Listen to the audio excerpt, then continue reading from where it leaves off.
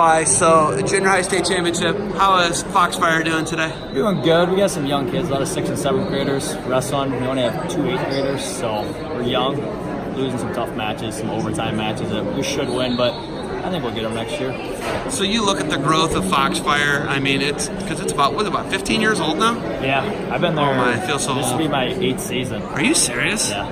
What's it like? You know, because you're a professional. You don't do wrestling full time like a lot of these coaches do it full time. Yep. You kind of split between you run construction. You're a superintendent, right? Soon, hopefully.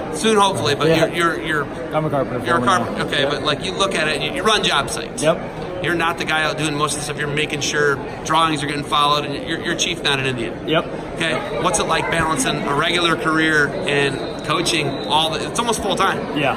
What's that like? It's tough, but I got really good coaches to help me. I got really good parents at Foxfire that really take care of the traveling, where we should go, booking hotel rooms. So the parents and the other coaches really make it easy on me that I probably get the best job in there. I can go in, do technique, coach, and show up on the weekends. I look, and Colin Palmer just took over a program, Yep. right? Is that something that you're even interested in doing ever in the future?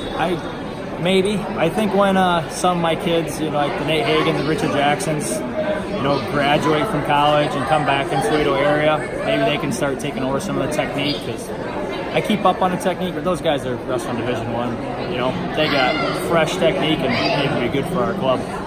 So when those guys come back, maybe I'll think about stepping down there and going someplace and doing something big. When you go and you become a superintendent, right? Like that's the goal, right? Here, in the next 5 years, you're going to be a superintendent, is my guess. I hope so. Does that change things for you when you become like a total administrative role and you're bidding jobs and you're doing stuff like that? Does that change you as a coach? I hope not. I think it could be, though. I mean, maybe make me better. As a maybe see the program a little bit better overall, instead of just like the coaching in the next year. Maybe see like maybe the next 5 years a little bit better instead of just this year and next season. Not a lot of guys do what you do. Everybody's pushed college so hard on kids. You go and you get into like trades, right? Yep. What's that like, having a college degree, being in like where you're working with all tradesmen? What's that like? It's different. I get made fun of a lot, but I mean, you look at some of the other guys that went to college and they're starting off with jobs that don't have the benefits that I do, and different things like that. So I'm taken care of pretty well where I work, so I'm happy with it. Moving forward down the road, like Northwest Ohio just, they got their first 4-time state champion, Dylan DeMilio, the double team champs with Genoa. Delta's always done it, but they've never been able to do it in Northwest Ohio in the big division or Division II, really. What's it got to do for Northwest Ohio to be able to make a jump in those divisions? I think with Sean Contos coming to St. John's, they got a good coach at St. John's. And Central had Guerra there. They had a really good group of kids that came to Foxfire. They all grouped up at Foxfire and they decided to go to Central together, which is pretty awesome. They got second behind Graham. I think if Sean puts a good showing together at St. John's, they could have a shot at it in 5 or 6 years.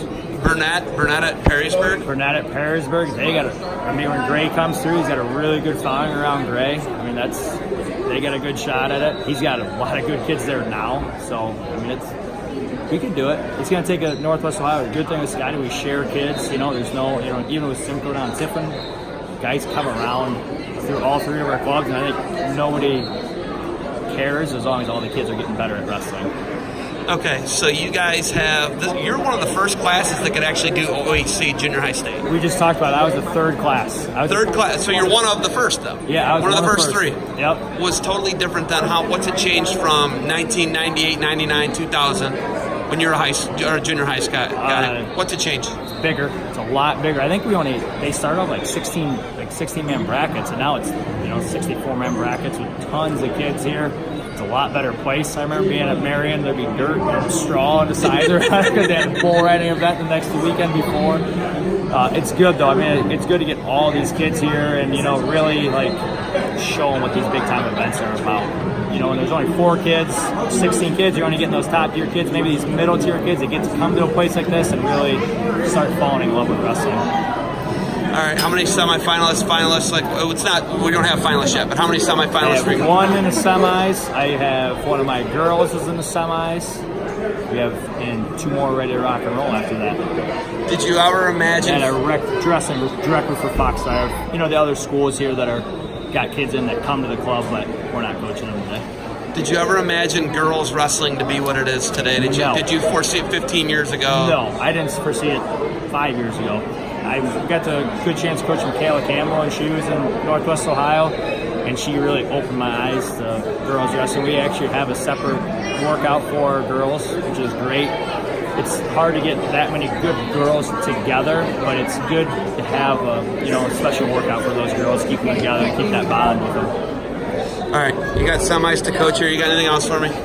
Not a thing, buddy. All right, hey, thanks for the time. Hopefully we'll see you in Pittsburgh next weekend. I don't know. I know you'll be here next weekend. Not going to be here next weekend. We got a bunch of coaches, so I think I am going to Pittsburgh. Got Drew Matton's going and Stencil are my two guys that I'd like to see win and do some big things down there. I'm looking for those guys too. We're both Northwest Ohio guys. We want to see those guys do well. Hey, thanks for the time. Good luck to you, Sly. Thanks, bud.